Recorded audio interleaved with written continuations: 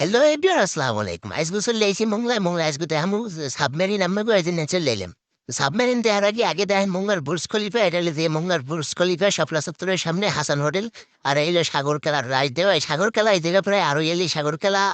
10টায় বিক্রি হয় দেখেন ওই 4-5টা সাগর খেলা 10টা হইলে বিক্রি হয় আর হইয়া সাগর খেলা হাসপাতালের সামনে গেলে একটা কিনতে গেলে 10টা লাগে এলো যে জাহাজ দিয়ে মাল উঠাইছে গুনা এই গুনাগুলো আবার খুললে খুললে বেসে খোলে বেরিবাতে নিয়ে হে ভিডিও পরে দিমোয়ানে দেওয়ার চেষ্টা করবো সমস্যা নাই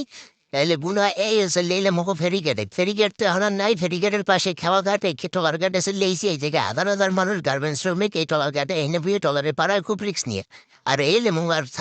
সাবমেরিনটা কেমন লাগলে দেখেন দি এই হচ্ছে যে এই সাবমেরিন একসময় ওই যে আগে জাহাজে চলতে পানির তলে সাগরে চলতে আর ওইলে সাবমেরিনের দরজা মোংলায় কিন্তু একটা সাবমেরিন হালান নিয়ে আছে এটা কোন জায়গায় আছে পারলে কইবেন যারা চিনেন এই সাবমেরিনটা কোন জায়গায় আছে এটা একটু পারলে কইবেন এলে আর কি বুঝমু যে না আমরা মোংলার পোলাপান মোংলার মানুষ এই যে টলার খাড়াই রয়েছে আর হইলে এই যাইবে রাসমেলায় কালকে রাসমেলায় ছাড়ছে সবাই এই রাসমেলার টলার আর ওই দেখতে আছেন দুই হইলে যে মাছ ধরা নৌকা এই মাছ ধরা নৌকা সাবমেরিন টলার আর এইটা হলে যে মগো পল্টনের পাশে যে 2 নম্বর ঘাট এই ঘাটে বুনিয়ে ভিডিওটা করলাম সব মিলিয়ে এই ভিডিওটা কেমন লাগলে জানাইবেন কমেন্টে।